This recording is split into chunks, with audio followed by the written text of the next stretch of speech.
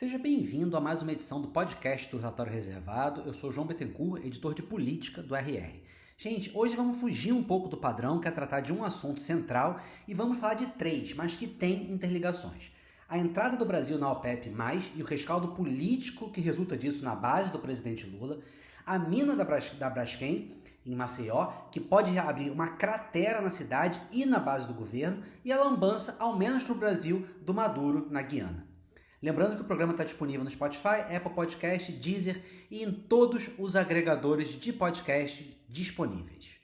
Começando pelo OPEP+, já se falou muito que a entrada do Brasil no grupo, especialmente por ter sido confirmada pelo próprio Lula durante a COP28, ofuscou o que era até então uma iniciativa bem sucedida de projetar a liderança brasileira não apenas na questão ambiental, como no que é visto da preservação ambiental, como no que é visto hoje como uma economia verde. O ponto central aí é justamente a transição energética, uma área na qual o próprio governo brasileiro se vê e os agentes econômicos internacionais concordam como posicionada para se tornar uma potência, se não a potência global.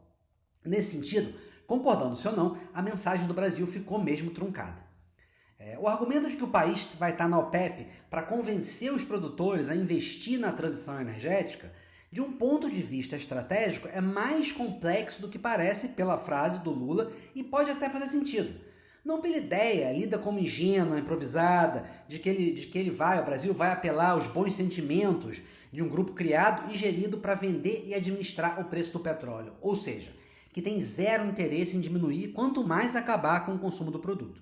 Mas sim pela ideia que é cara ao Lula, está no DNA do Lula, de que quanto mais o Brasil estiver dentro dessas esferas de discussão, de poder, mais vai poder influir. E influir, nesse caso, significaria atrair dinheiro para a energia renovável no Brasil, não só, mas muito para isso, uma coisa que faz sentido dentro da lógica, dentro da agenda desses países, justamente parte dos países da OPEP, particularmente no Oriente Médio.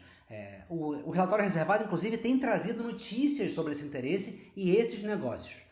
Em parte porque esses países buscam uma espécie de greenwashing, quer dizer, melhorar a sua imagem, também estão fazendo isso com uma série de investimentos que se questionam, acho que tem esse objetivo em cidades verdes, em novos projetos urbanísticos, entre várias outras tecnologias. Em parte porque planejam sim, pensam sim hoje em formas de lidar, mesmo que no longo prazo, fazendo todo o possível para adiar e evitar, até onde for possível, esse processo de transição energética, esse processo de decadência, vamos dizer assim, dos combustíveis fósseis. Eles têm dinheiro para se posicionar bem nesse mercado, que em algum momento vai ser inevitável, por mais que demore, e querem aproveitar isso.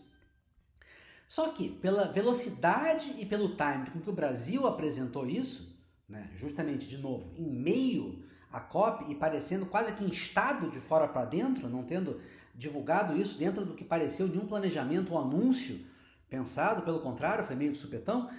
Inclusive, nesse sentido, teve uma influência direta na comunicação, mesmo com o que foi feita, ainda mais levando em conta que grande parte do público-alvo, do público presente na COP, que estava atento para isso no Brasil, são grupos ligados às causas ambientais, para as quais esse pragmatismo que o Lula defende é visto como hipócrita, quase negacionista.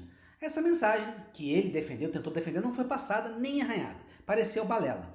Tanto que o Brasil, de campeão ambiental, acabou ganhando o prêmio de Fóssil do Dia, no último dia 4, dado pela organização internacional Climate Action Network. Mas não é nem disso que a gente quer tratar tanto, e sim do efeito na política interna brasileira. E aí, esse é um entre vários eventos recentes. A questão aqui é que, embora funcione como uma espécie de antípoda a Bolsonaro e seja taxado pelos adversários mais à direita de comunista e por aí vai, o Lula tem um estilo, na verdade, muito diferente daquele do ex-presidente.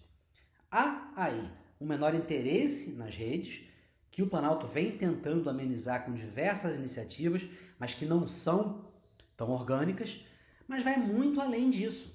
O Lula opera muito menos nos extremos, no sentido de muito menos voltado para a sua base ideologicamente mais fiel e alinhada. Ele não bate no Banco Central porque o núcleo jovem, mais à esquerda, revolucionário, quer. E sim porque ele acha que se os juros não baixar, o país não vai crescer. E é esse o foco central do presidente. Crescimento econômico e projeção internacional. São pautas muito pragmáticas e, de certa forma, com planejamento, com projeção mais técnicas do que as do Bolsonaro. Não está aqui dizendo que não haja compromisso ambiental, porque há. Até porque ele demonstrou, Lula, muito mais do que nos seus governos anteriores, acreditar que existe aí uma brutal oportunidade econômica e de projeção internacional. O que está dizendo aqui é que o Lula busca muito mais, é muito mais central para ele, inclusive no discurso, o público que ele acredita seria afetado pelo aumento do salário mínimo, pela queda nos preços da cesta básica, pelo aumento do emprego, pelas obras de moradia, infraestrutura, pelo crédito, vide desenrola, do que por questões ideológicas, mesmo aquelas nas quais ele possa acreditar. Só que fica aí uma questão. Ele vai ter força suficiente nesse público, como teve no passado e até na última eleição, embora menos do que anteriormente, para enfrentar, se isso acontecer, uma erosão na sua base mais ideológica? Porque, ao contrário do Bolsonaro, o Lula cultiva um pouco essa base, comparativamente, especialmente nos espaços de poder, e ainda mais à medida que os desafios de gestão vão aumentando. O Bolsonaro nomeou não um, mas 2 ministros do STF afeitos aos grupos evangélicos. Ele encheu os seus principais ministérios de militares. Quando caiu o ministro da Saúde, ele pôs um militar, o Pazuello. Ele pôs um pastor no MEC. Ele defendeu e bancou sempre as pautas do agro e das armas. Ele fez isso no discurso, mas também nas decisões, também nos lugares de poder. Ele negociou, deixou que negociassem, geralmente, muito mais deixou que negociasse do que negociou, na economia. Entregou áreas políticas inteiras ao Centrão. Inclusive, dentro da gestão das verbas do governo federal. Ele foi muito menos liberal do que o Paulo Guedes gostaria. Tudo bem. Mas não era esse o seu núcleo duro político, de voto. Para esse núcleo duro, foi raríssimo, que o Bolsonaro tomasse uma decisão contrária. Daí a crença que ele manteve e mantém dessa base, a despeito das diversas acusações que ele sofreu e a despeito de ter se tornado inelegível. O mesmo ocorre com o Trump nos Estados Unidos. O Lula, por outro lado, faz um discurso lindo e cede espaço à Marina na COP, mas está sendo loucamente questionado nas suas bases e nas redes por ter entrado na OPEP+. A partir daí, mesmo com resultados, toda a política ambiental está sendo questionada, como se não tivesse metas, como se não fosse prioritária, como se não fosse concreta. E olha que há números positivos, sim, como o da queda de 42% no desmatamento de janeiro a julho de 2023, que foi divulgada pela Marina há algum tempo. Mas os tempos não são de números, e sim de narrativas, de impressões, pioradas, claro, pelas queimadas e a fumaça que elas geram em Manaus, bem como pela sensação de maior urgência diante das mudanças climáticas em setores que votam no Lula e que são a vanguarda desse voto mais progressista, mais ideológico do Lula. Isso vem no bojo das pesadas críticas que ele sofreu em outra vertente essencial dessa mesma base, a diversidade. Ele escolheu, segundo essa lógica, 2 homens brancos de elite para o STF, diminuindo ainda mais o número, que já era hiperminoritário, de mulheres na corte. Historicamente, então, é mínimo. Ele tirou uma ministra do esporte, mulher, e muito ligada à sua base na sociedade civil e no próprio esporte, a Ana Moser, para pôr um político no centrão. Pragmático, sim, mas não às custas de tema para os quais a sua base não liga, como muitas vezes o Bolsonaro fez, pelo contrário. Inclusive o Lula fez o mesmo na Caixa, mas com efeitos muito menores, piores pelo cumulativo, mas muito menores em si, justamente porque a Rita Serrano era mais ligada ao PT, era mais ligada aos partidos, era mais ligado a esse eixo da política tradicional do que a sociedade, ao contrário da Ana Moser. Quer um exemplo de pragmatismo para o qual a base do Lula liga bem menos, e aí, de forma muito parecida com a base do Bolsonaro, as denúncias contra o ministro das Comunicações, Sereno Filho. Deixa ele lá, ninguém se importa.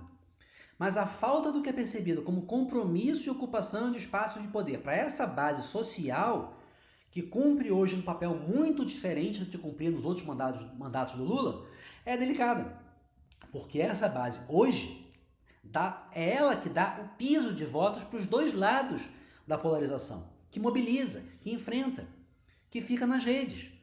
O Lula, nesse sentido, não é um antípoda do Bolsonaro, como muitas vezes se pensa. A seu modo, com os seus trejeitos retóricos e afinidades político-ideológicas internacionais, sim, ele faz, no fundo, o tal aceno ao centro que o Bolsonaro nunca fez. Só que esse centro não é o dos partidos, exatamente. Embora seja, né, no caso do Centrão, mas aí não vale porque todo mundo faz. E aí o centro está só no nome, né? Porque o Centrão é uma corrente política à parte. É o centro, o que ele vê como centro, como esse núcleo não necessariamente tão político para um lado ou para o outro, mais ligado aos resultados da economia da sociedade. É o do pragmatismo no Congresso Internacional para fazer decolar essa obsessão. Fazer o país crescer, gerar emprego, realizar obras. É uma aposta. A mesma que ele fez nos seus governos anteriores. Pode-se criticar o que for nesse sentido, aliás, mas o país vai crescer 3% esse ano. Pode até ser que mais. O Lula vai esfolar os ministros para que o país continue crescendo em 2024. Pode dar certo? Pode, claro. O Lula acredita que pode.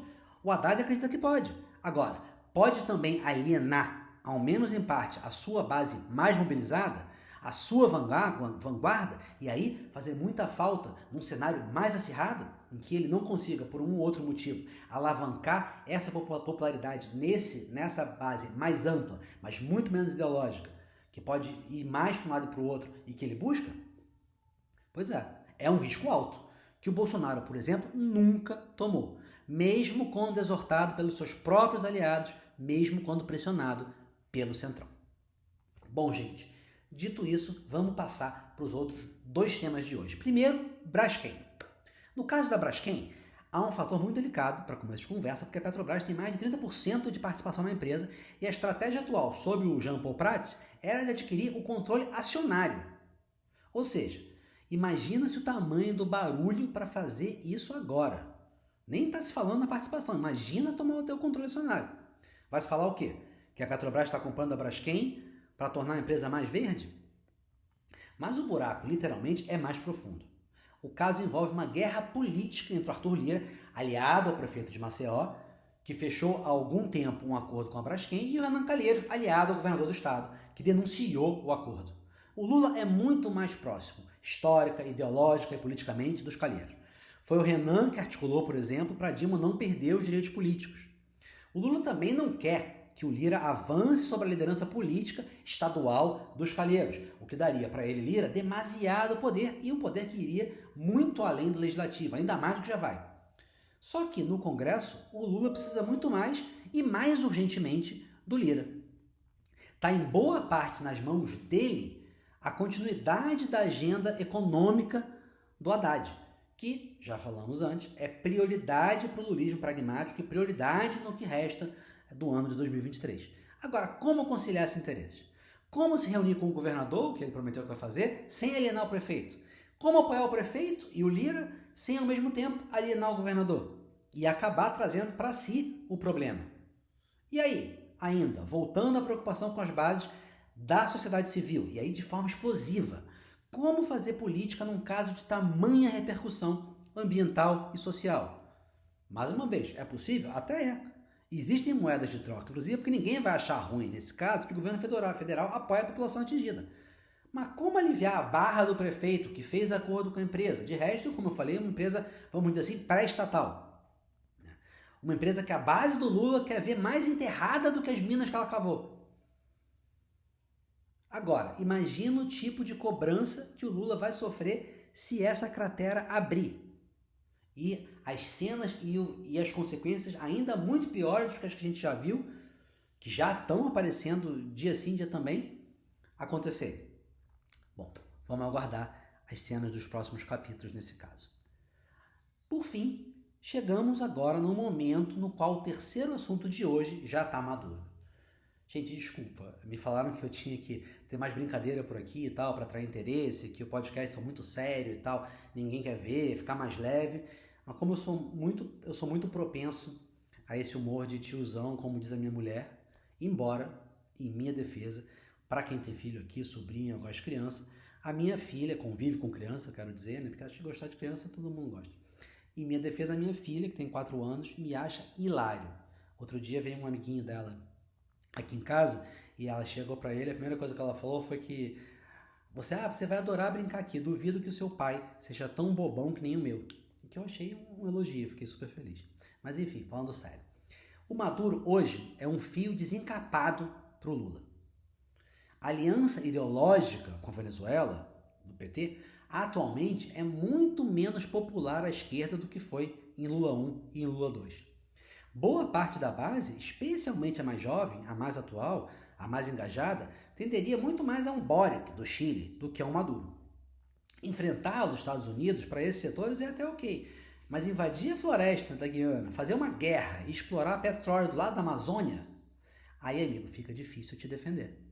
O Lula, por óbvio, não quer essa guerra de jeito nenhum. Mas até onde vai a sua influência sobre um Maduro que busca encontrar caminhos de todas as formas possíveis para ganhar uma eleição na qual ele se comprometeu a voltar às normas, promessa com a qual ele conseguiu que os Estados Unidos, ávidos por petróleo, pós-guerra da Ucrânia, retomassem as relações com o país. Um Maduro que encontrou no tema uma fragilidade da oposição, que não ousa criticá-la porque a questão é popular internamente.